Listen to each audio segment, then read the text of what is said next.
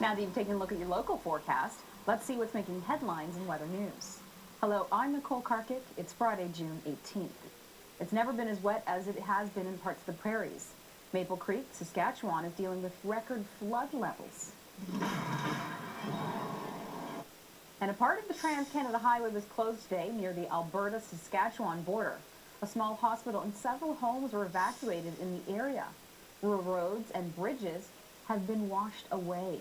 Farmers are struggling with flooded fields. Bruce Burnett tracks the weather for Third Canadian Wheat Board. He says prairie farms are in trouble. The most severe problem is with seeding because certainly we're getting too late in the season to plant most crops, and so farmers can't recover that area.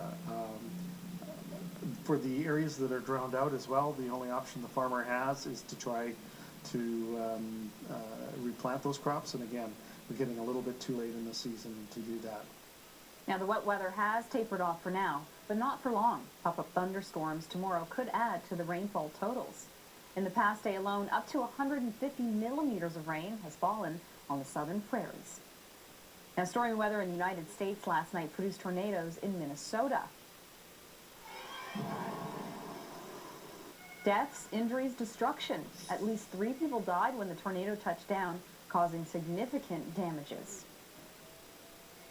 Now, Gary Archibald is here to give us a good indication of what to expect back home here. Well, right now we are looking at some thunderstorms, Nicole. An isolated severe cell or two is possible, but we have a blanket in yellow covering 4 provinces, as you can imagine. It's a wide, expansive situation for your Saturday, so the first day of the weekend. That's where our prairies and more rains associated with that. It's not going to be a huge deluge of rain, but there you have it. Unwelcomed, as you can imagine, with all the flooding concerns there. Now, isolated severe thunderstorms and windy weather associated with some of these stormy cells moving through the Great Lakes region, Nickel Belt region, and an extent to the southeastern portions. It's going to be hot and humid, by the way. So a warm, moist, buoyant air mass could produce some thunderstorms to go along with the rainfall totals. Take a look. In that darkest green, 25 to 30 is possible right in here for your Saturday afternoon. Back to you, Cole. Thanks, Gary. Now, earlier we began our countdown of the best videos of the week. Now let's see what made the top 5. Here's a hint: flooding and landslides. Chris Murphy takes you to number 1. And now the top 5 videos of the week. When we think of the French Riviera, this isn't what comes to mind, but floods caused by torrential rain killed 11 people, knocked the power out, and 350 millimeters of rain fell in just a few hours.